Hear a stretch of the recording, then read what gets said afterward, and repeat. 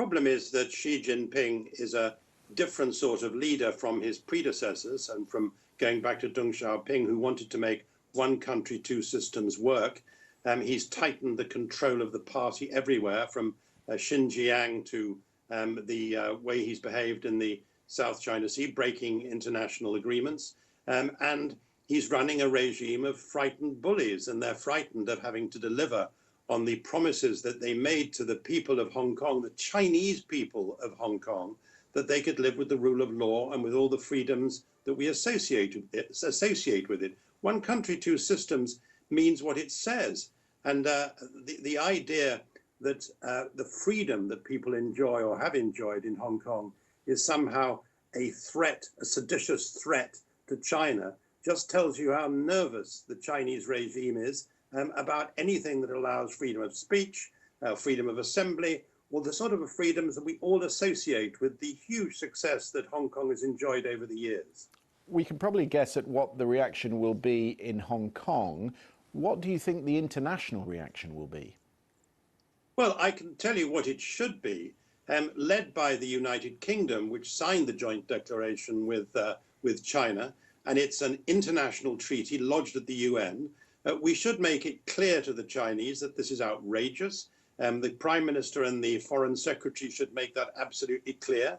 We should talk to our allies, our friends around the world. The Secretary of State, Mike Pompeo, said in Washington just the other day that he was closely watching what was going on in Hong Kong, but the concern throughout has been that Hong Kong's interests would be second to the United States' wider interests on trade. Well, our first interest should, of course, be for Hong Kong.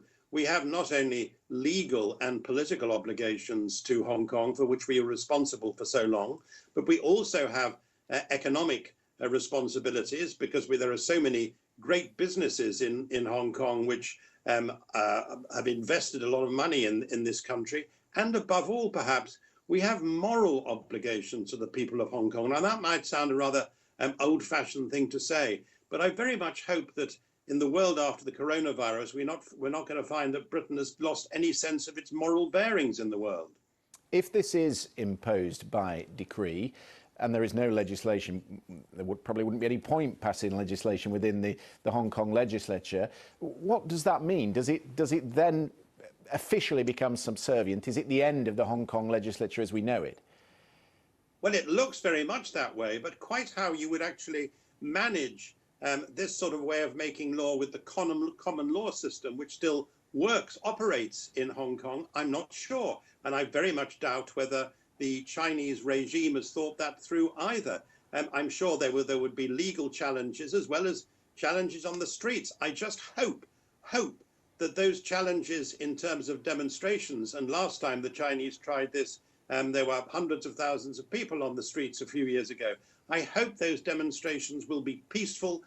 There's no place for violence. People make the case much better when they're peaceful, and I hope they won't be provoked by excessively brutal policing into taking any acts of violence, into trashing railway stations or anything like that. That would be, I think, harmful to a cause which everybody who believes in freedom around the world should support.